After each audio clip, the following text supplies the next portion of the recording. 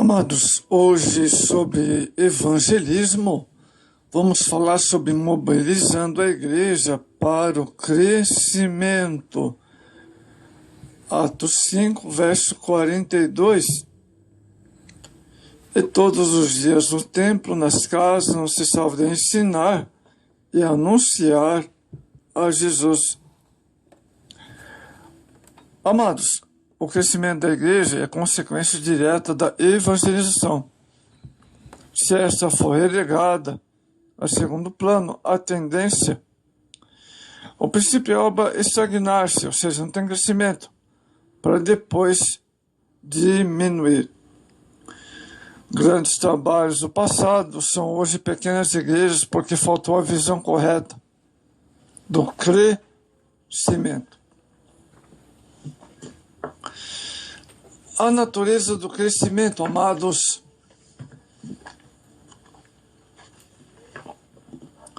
O crescimento se dá verticalmente. Olha só que importante. Antes de participar de qualquer ação evangelística, a igreja deve crescer na comunhão com Deus. É o que determina, o autor identifica como crescimento vertical. 1 Coríntios, capítulo 1 e o verso 7. Comunhão em sentido restrito significa identidade de objetivos, ter os mesmos interesses ou participar das mesmas ideias. O crescimento se dá horizontalmente. O mesmo autor acima de Coríntios citado identifica esse crescimento como natureza horizontal. Quando se fala nesse tipo de crescimento, o propósito é realçar a importância da unidade da igreja para a realização de um trabalho evangelístico e produtivo. Uma igreja local terá pouco ou nenhum sucesso em seu trabalho de evangelização se estiver dividida, fragmentada por sentidos tais como preconceito, desinteresse pelo próximo, facciosismo, facção ou vaidade pessoal, etc. Amados, outro ponto extremamente prejudicial é a departamentalização exagerada, em que cada órgão da igreja se acha proprietária de uma capitania hereditária, sem ter que prestar contas a ninguém. A visão bíblica não é bem esta. Os departamentos locais devem estar integrados à igreja, assim como os órgãos do corpo, porque eles são interdependentes, trabalham em favor do mesmo objetivo, o crescimento da igreja. Amados, o crescimento se dá em quantitativa, em quantidade. Crescimento é de natureza de quantidade. Aqui entra o aspecto mais visível do crescimento, amados, que é a constituição numérica da igreja, pela real conversão dos que a cada dia a ela se agregam. A meta final de toda atividade da igreja é essa, e não poder ser redirecionada para outro objetivo. A busca de novos crentes em todos os segmentos da sociedade deve constituir-se na prioridade absoluta dos salvos. Se ao final de cada ano o censo da igreja local não revela novos progressos, é porque alguma coisa está errada. Se não há crescimento em uma igreja, porque alguma coisa está errada. Presta bem atenção nisso, hein? O óbvio é que há uma série de fatores externos que devem ser levados em conta, principalmente se tratando de trabalho pioneiro, cujos resultados nem sempre podem ser mensurados pelos padrões normais de crescimento. Todavia, a Bíblia fala da semeadura e da colheita. Se não há colheita, não houve semeadura, ou esta foi feita de modo errado ou muitas vezes a liderança não se preocupa em ter na igreja um trabalho, um departamento de evangelismo. Então, o trabalho de evangelização não é só do pastor, não é só do integrado, não é só o trabalho de evangelismo, não é só daquele que faz parte de uma convenção Y ou X, mas tenho visto e percebido, amados, que em muitos lugares não existe hoje um departamento de evangelismo, não tem departamento de evangelismo, não há grupos de evangelismo. Então, se não há departamento de evangelismo, como é que a igreja vai crescer então? Não vai crescer mesmo. Isso eu tenho observado, sou testemunha disso, amados, que tenho percebido. Lugares que não tem departamento de evangelismo, né? Não tem crescimento, sou testemunha disso.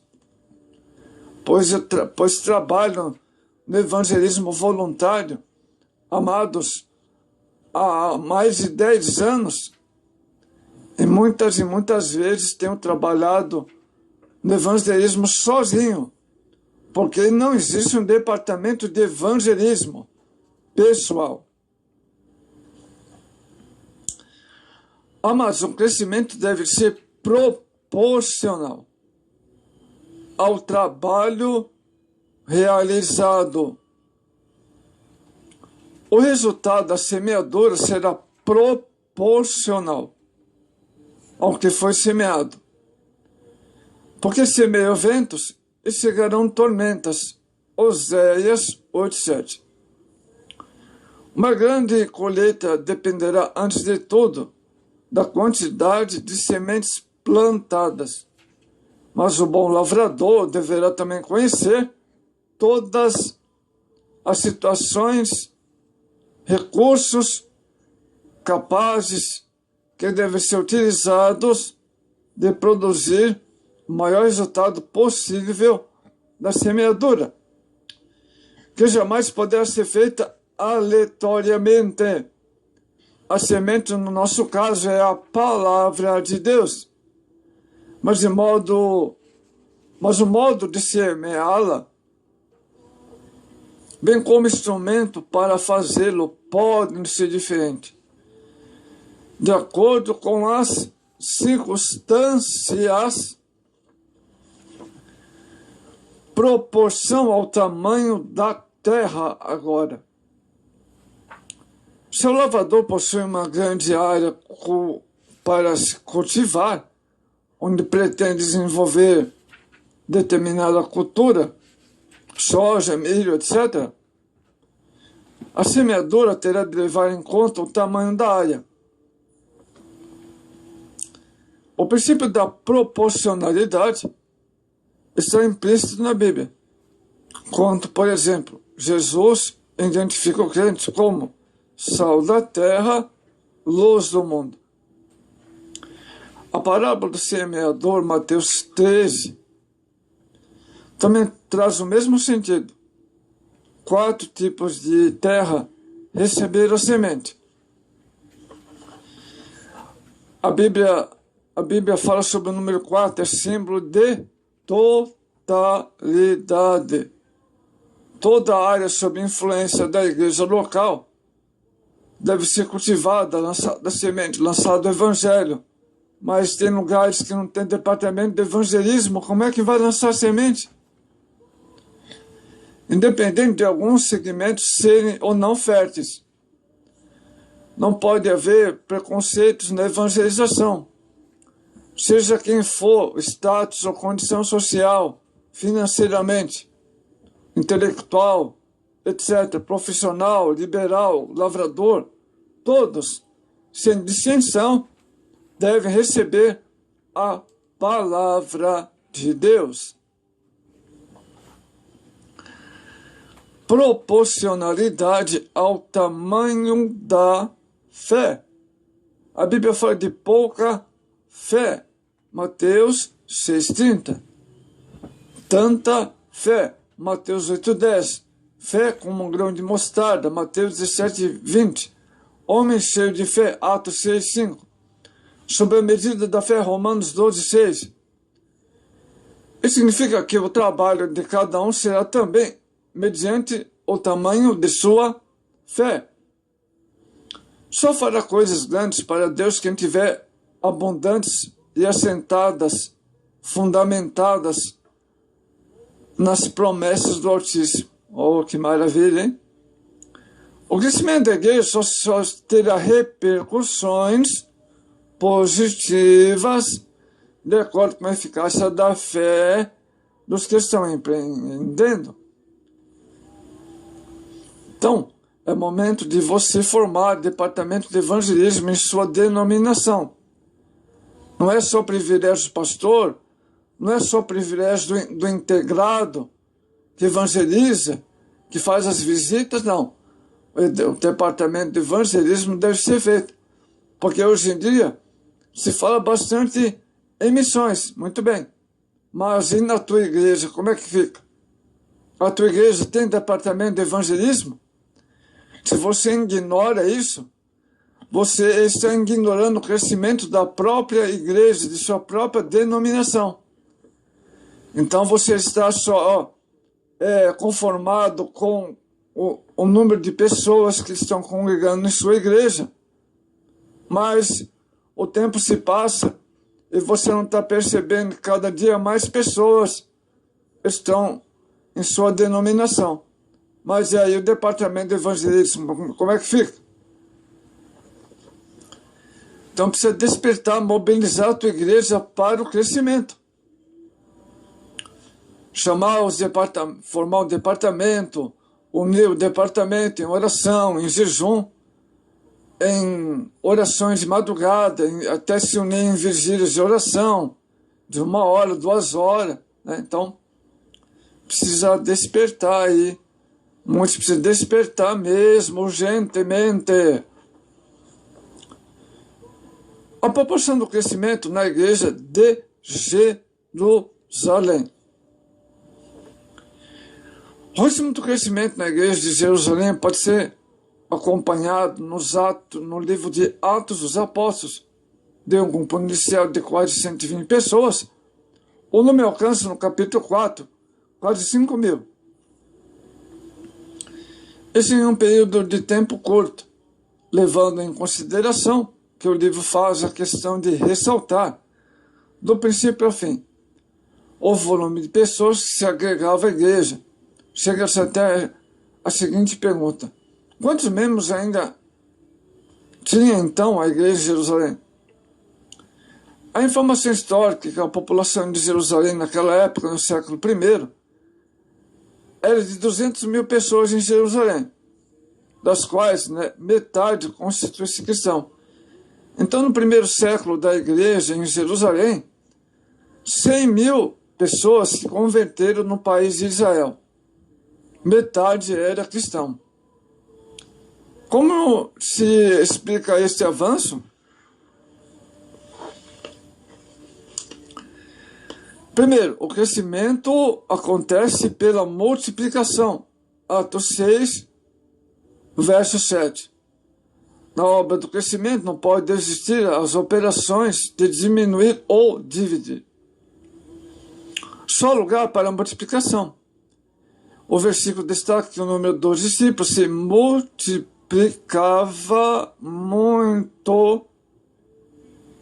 Isso dá a ideia de que o crescimento se dava além das expectativas normais.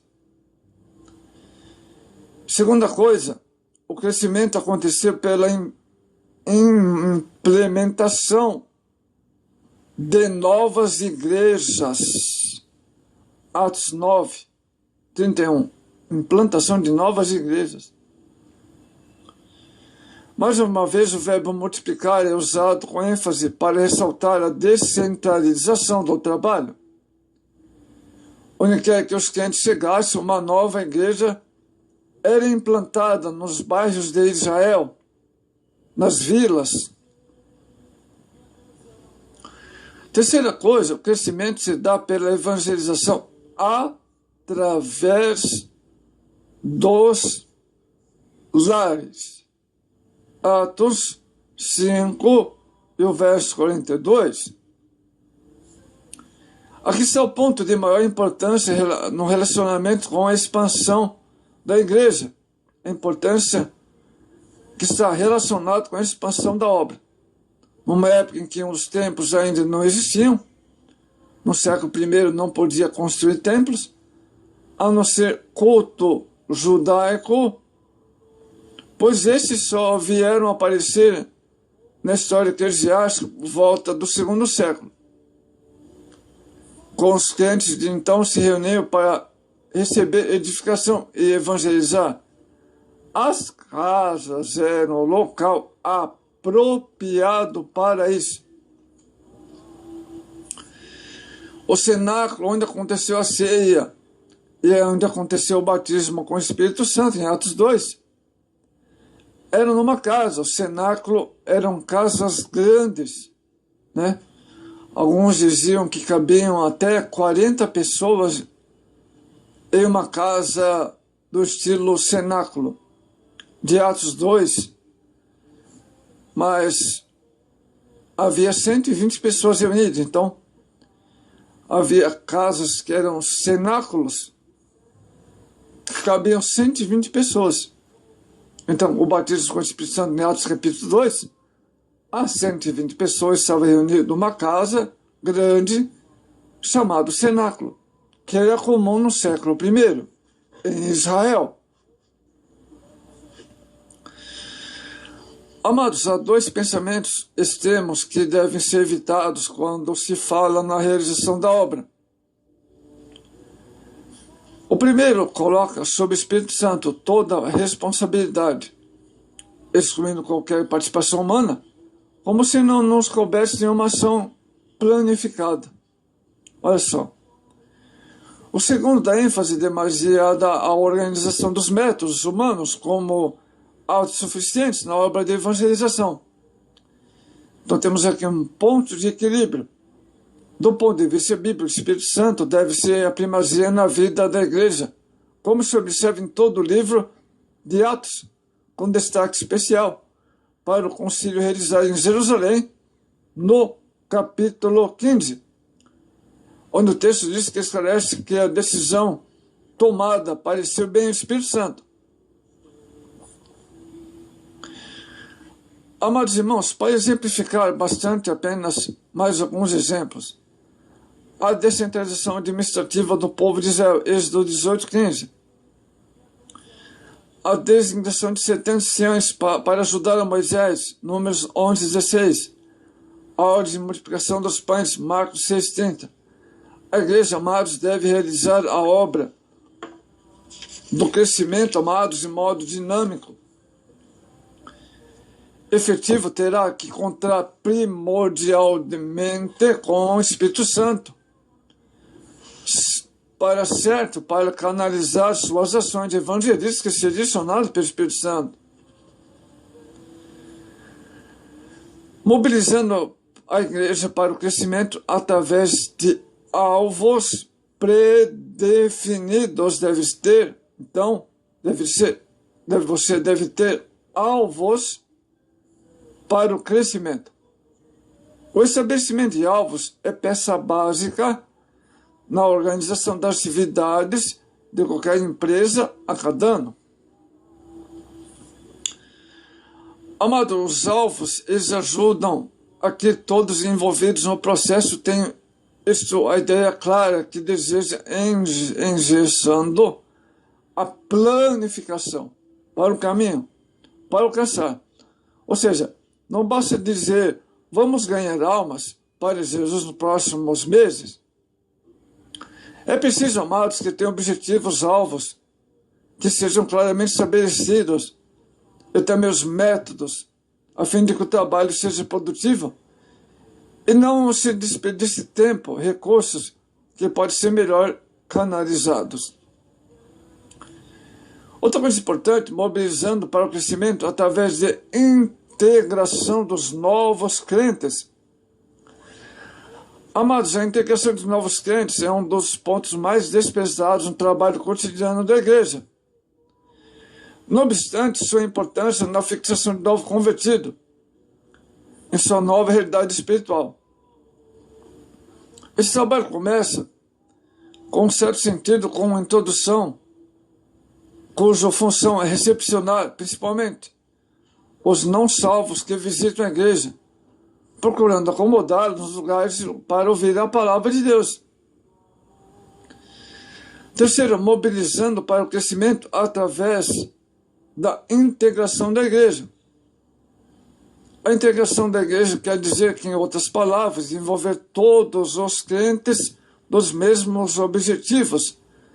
Aqui entra mais uma vez uma questão de departamento.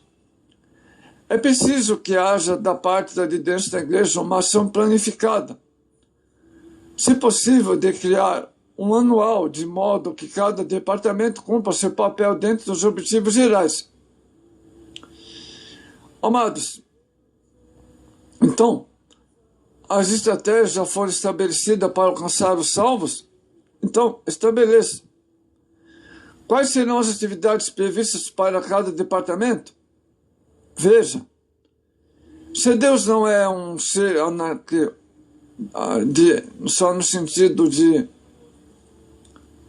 só no sentido, amados, anárquico, por que nós, seus filhos, seremos desorganizados? Deve ter uma organização. Você pergunta o que deve responder se queremos, de fato, mobilizar a igreja para o crescimento.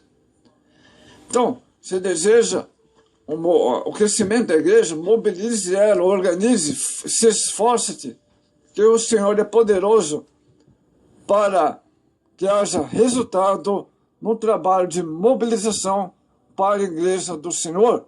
Não se esqueça, procure ter um departamento de evangelismo em sua denominação, para que haja um crescimento